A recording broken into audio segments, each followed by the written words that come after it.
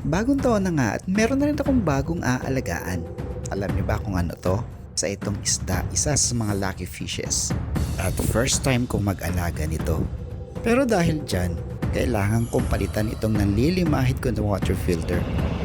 Kasi naman, DIY ko lang ito dati. Pero oras na siguro ngayon, napalitan na siya. Buti na lang, to the rescue yung binibilhan ko ng mga isda na to. Sa kanya ako umorder ng ganitong filter. Ang tawag nga pala dito sa ganitong uri ng filter ay aquarium sump filter. Kaya naman, agad kong inayos yung pagpapatungan nito. Inilalagay ito sa ibabaw ng aquarium. At hayaan yung i-explain ko kung paano pa gumagana ang ganitong uri ng filter. Unang-una, dapat meron kang water pump. Kasi yung water pump ang magbobomba ng tubig pa itaas papunta dito sa aquarium filter na ito. At divided ito into 4 parts. Kumbaga merong 4 na kwarto. Ang unang kwarto ay dito babagsak yung tubig. Hihintayin mo nang mapuno itong tubig at pag napuno na ay saka babagsak naman ito sa pangalawang compartment. Parehas din ang mangyayari papunta sa 3rd at papunta sa 4th. Pero ang kaibahan nito, doon sa 4th compartment, doon na babagsak ang na-filter ng tubig papunta sa tank.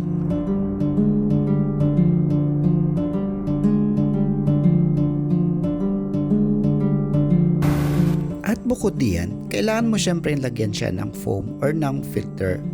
Ang ilalagay mong foam dito sa first compartment ay yung pinakapinong filter. Samantalang sa susunod na compartment naman, yung medyo malalaki na ang butas.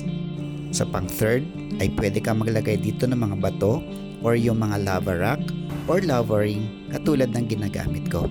Pinaniniwalaan kasi na ang mga lava ring at ang lava rock ay magandang breeding ground ng mga beneficial bacteria na siyang nakatutulong sa pag-filter din ng tubig. At pwede ka ding maglagay ng halaman sa ibabaw nito. Siguradong malusog ang halaman na ilalagay mo dyan dahil siya naman ang mag-a-absorb ng ammonia na makukuha mula sa tubig galing sa ilalim ng tank. Dahil kalalagay ko pa lamang ng filter ay mapapansin ninyo na medyo cloudy pa yung tubig. At eto na yung isda na sinasabi ko sa inyo. Isa itong arowana. Wow! Ang silver arowana.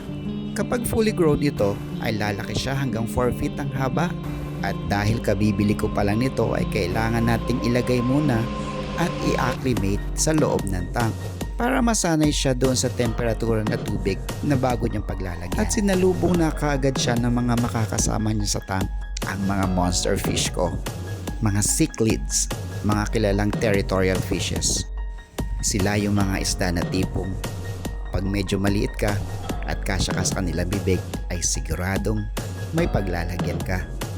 Sila yung mga bully sa totoong buhay. At lumipas na nga ang ilang minuto ng pag-acclimate.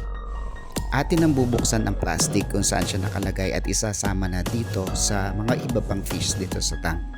Sa mga babago pa lang nakapanood ng video na to, ang aking tank ay may haba na 4 feet, 1 foot ang lapad at 1 foot ang taas.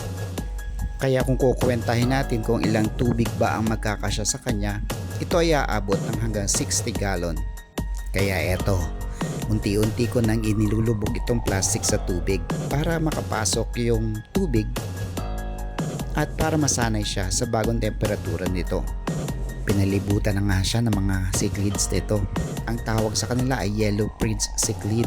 Meron ding auratus, orange and blue cichlids. At nang makawala na ang arowana sa tubig ay pinalibutan na siya ng mga cichlids. Tila ba tinatadya ang bagong dating? Meron na naman silang mabubuli. At ayan na nga, nag-umpisa na sila. Pero sa loob-loob nitong arowana ay sige, ngayon nyo ko ganyanin. Hintayin nyo ang aking paglaki. Hintayin ninyo ang aking pag-rescue.